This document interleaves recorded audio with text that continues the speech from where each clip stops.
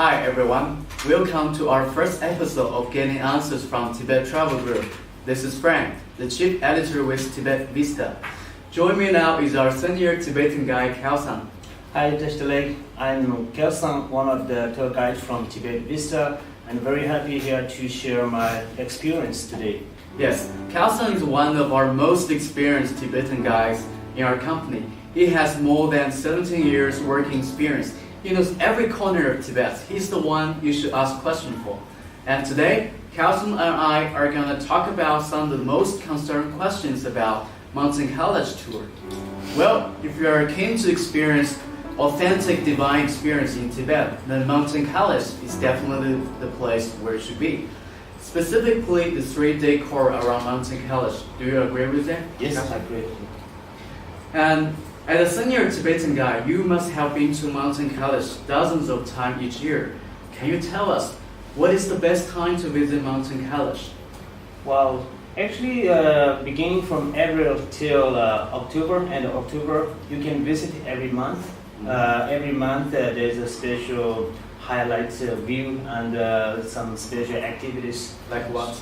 Like in May and June, you can see some Buddhist activities, like a festival we have in Western Tibet, the Sagadawa Festival. It's a full moon festival, and not only Tibetan Buddhist pilgrims and many Indians also are there. So it's very interesting. Not only trekking, you can also see something or experience something new at that time. And later on, if you are a photographer or like to see nicer scenery or sightseeing the nature sceneries, in September and October is, I think, the best choice because the weather every day is very clear, and also you have the chance to see the Mount Kailash every day. Actually, many travelers are pretty concerned about visiting Mt.Kailash during the July and August, which is traditionally known as the monsoon season in Tibet. Do they have to worry about that? Yeah, it's true. It's a rainy season at that time, but actually you don't need to worry that much about it because weather on a high plateau, especially on the mountain area, it's changing very fast. It's rainy, but it's sunny, so it changes very quick. So you don't need to worry that much. So there is no constant downpours like what you see in Nepal, right? Not like that. Okay. And during the Mt.Kailash walk, there are lots of you need a lot of energy, right? Especially walk in places with extreme altitude. So, what is the level of fitness or trekking experience does Mt.Kailash tour require? Well, at least you need basic experience hiking on the mountains and also adapt the elevation, and must be healthy. And you have to do some small exercise before you come, like swimming and running, cycling, like that. And some they say, I have met some people, they say that they have done months to do climbing in their country or some other mountains in order to come to Kailash.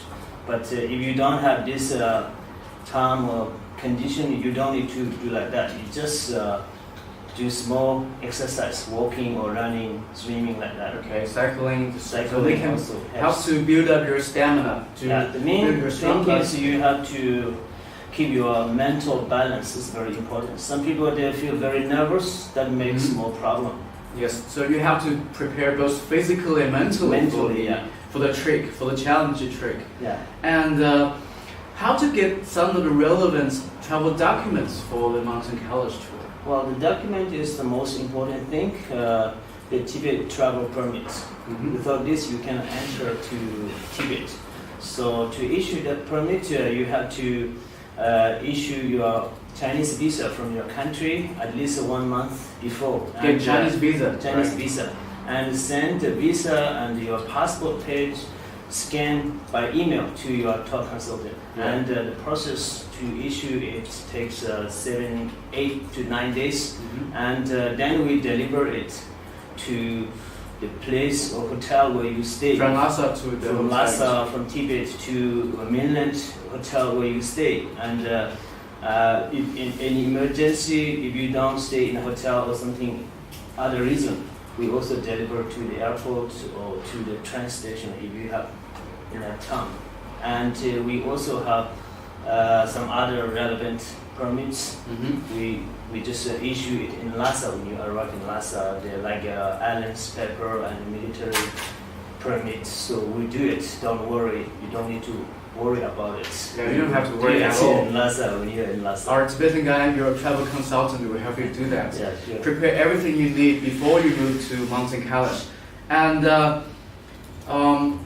one thing I want to remind you is that do book your Tibet tour at least 30 days in advance, because then you have enough time to get everything down. Okay. Our next question is, how many days are needed to travel from Lhasa to Mt.Kailash? Any other options available? Well, usually it needs 2 weeks. This is also a regular tour, 2 weeks tour to the Kailash, and that you have enough time to acclimatize, to adapt. You just fly to Lhasa, and in Lhasa you do 2 days sightseeing and 3 nights, like visiting Potala Palace, climbing some steps, and the Devon Monastery.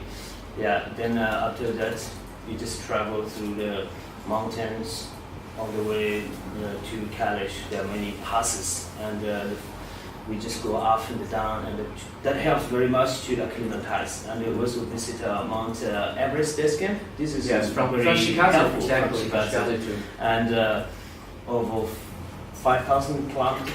5,200. 5,000, yeah. That's where it helps very much to adapt the elevation. And there is other option. You also take overland tour from Kathmandu to Kiron, the border between Tibet and Nepal.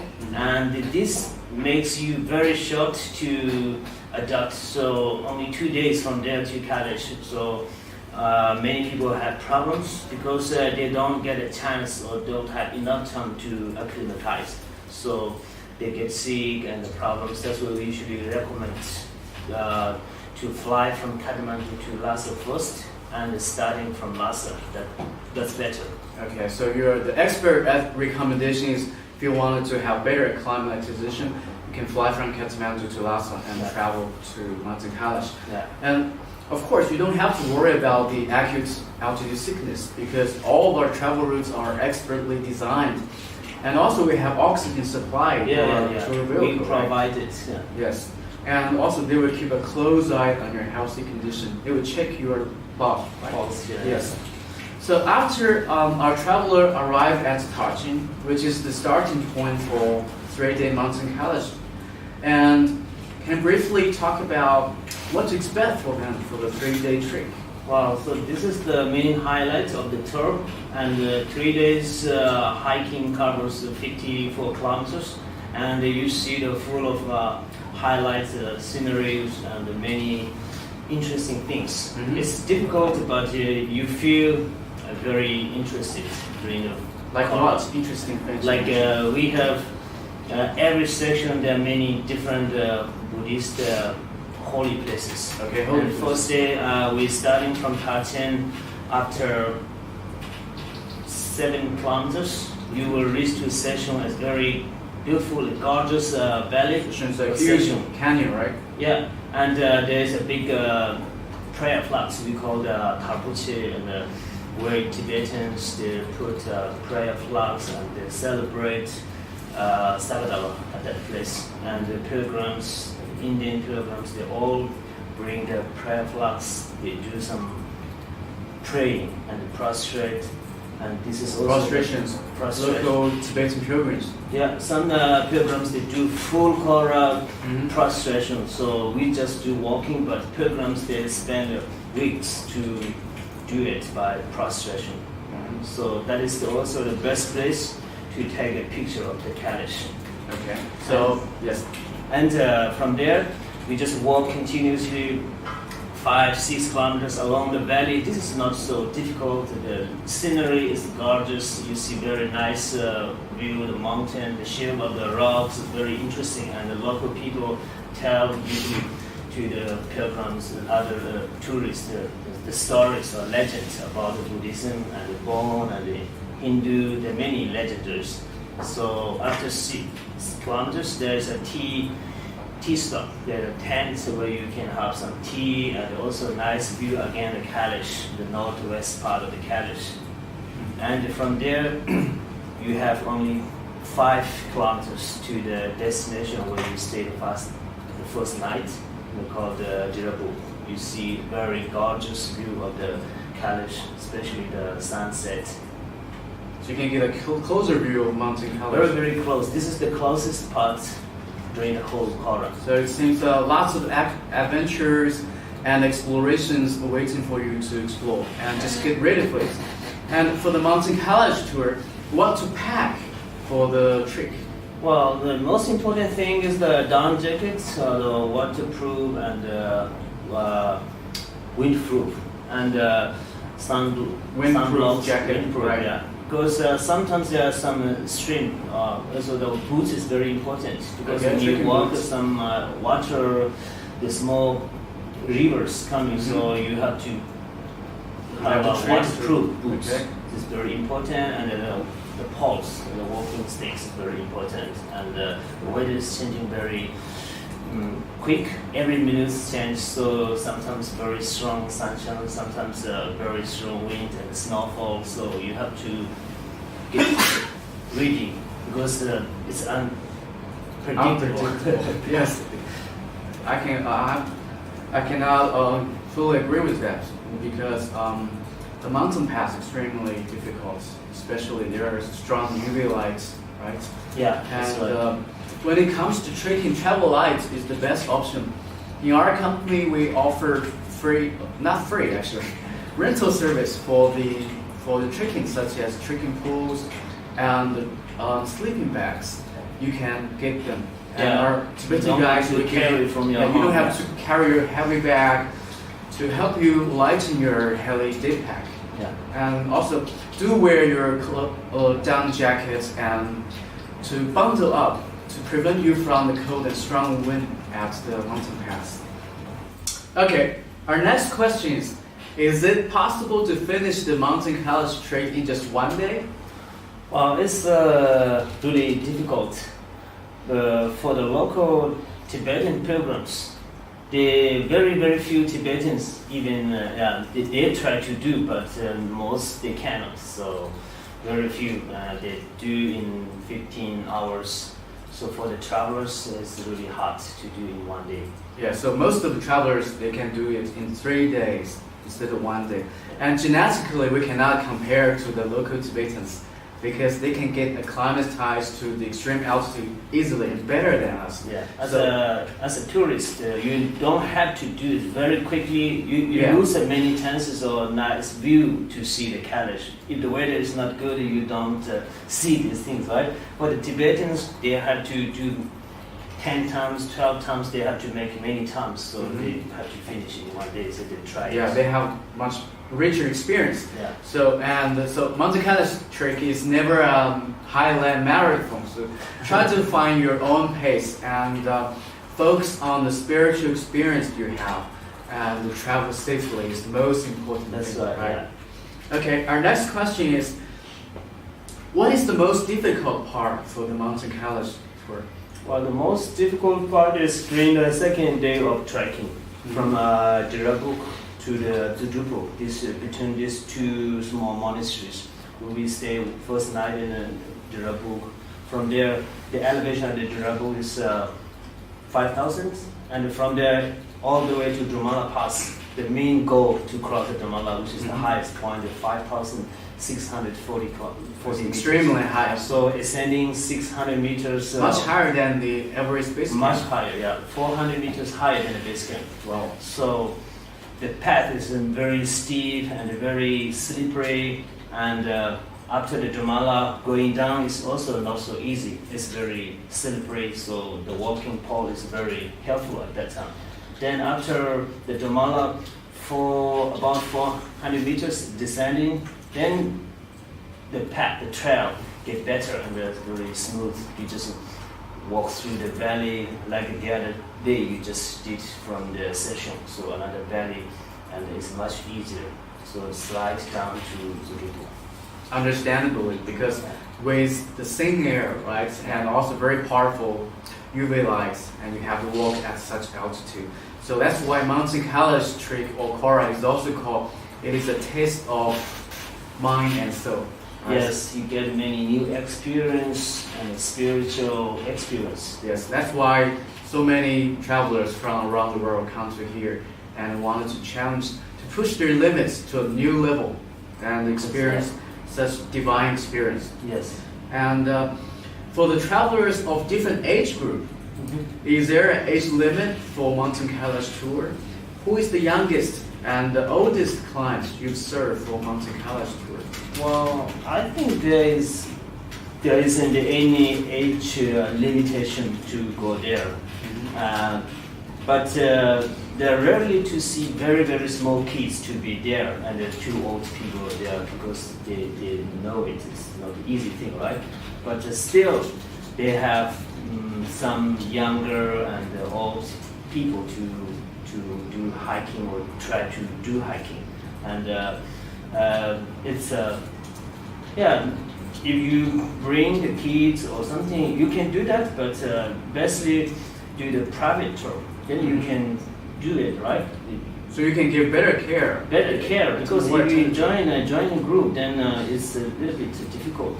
That's why it's not so convenient. So if you are a private tour, then you can do also. Because you can extend the time, also you can, if you really can't, the kids or you can quit or whatever. So you can change the itineraries according to your physical condition, right? Yes, sure. And the youngest tourist that I brought there was the age of 8 from Germany, and he could do, of course, no problem, very strong. And the oldest one this year, again from Germany, he's called Gerhard. He's 82 years old. 82 years and old. he completed the Kailash Kora without any problems, without any help, and without oxygen. With the oxygen supply. Yeah, he was a very experienced trekker, and he knew how to control, how to manage by himself. So it's truly phenomenal. 82-year-old man, very optimistic, and a strong guy who can finish the trek with the oxygen single-handedly, almost. Yeah. And so we also have a special report on our official website. If you are interested, you can find it. You can Google it. The German guy's story to check for more details. Yeah. And another important question is what to expect for the accommodation and the food here in the Mt.Kailash. Well, accommodation and the food is very basic. You have to, of course, you are not supposed to expect a lot very luxurious things in a mountain area, especially in the Kailash area. The accommodation is very basic on the mountain, in the monastery land, small, simple guest houses. So you only have the chance to sleep in a dormitory, sharing with the other people, 2-3 beds in one room, or sometimes small beds. Sometimes during the higher season, more people, bigger room with 6, 7, or 8 beds. So you have to get ready for that. And about food, it's also very simple. They serve some simple vegetables and some simple noodle soups. So I think it's enough during the 2 days, right? So this simple thing. But if you want, you can prepare some cookies or something when you come to Tibet, or from your country, or you can also buy from Lhasa or from the town in Chigata on the way, some fruit and some biscuits. Yeah, I couldn't agree more with you because the inhospitable environments and extreme altitude, so just play down your expectation and don't spend some fancy food or hotels there. Focus on the spiritual experience, right? Yeah. And that's the true significance for the trip, not the fancy tour. This is an adventure tour, right? Spiritual tour. So, one more question for you. So during your career, and what is the most memorable experience for the Mt.Kailash tour? tour personally? Yeah, for me, I think every tour to the Kailash is for me memorable. But among them, the most memorable tour that I did was in 2007, a Swiss group. And this tour made a very long tour, and they made a special tour. Not only the Kailash, 3 days trekking, and we also did 3 more days hiking the Lake Manasarovar. So we spent almost week around this area. So this is a very special experience for me, and we had a very good relationship. Even now, we become very close friends. Keep contact, lifetime friend with this tourist. So, and as far as I know, the Lake Manasarovar is one of the top 3 holy lakes in Tibet, right? Yeah. There are many Indian travelers, right? They would like to go there. They call take a dip. Yeah, this is also a destination for the Indian pilgrims. They believe this is a very holy water. Mm-hmm. So before go to the Kailash, they go to the Lake Manasarovar first to wash all their sin or bad things. Then they go to the Kailash. So they must go there first. So the holy water can help them get rid of the sin. And is it very cold? Is it very dangerous to swim in that water? It is cold, but not really dangerous. They just go not so deep part, only the shallow and the very, very light water to touch on their face and their body, or just get some water to drink. That's all, yeah. Not swimming. And also do not get cold. Don't catch cold at such altitudes. Yeah, that's where some people they spend too long in the lake in the water. Then that makes also a big problem. So it's definitely gonna be one of the most memorable experience for both of you. Thank you for joining our show, Kao-san. You're welcome. Thank you for watching, guys, and to our next episode. See you guys. Thank you for watching, and welcome to Tibet. I'm waiting for you, and let's make the tour to Kailash together. Bye-bye.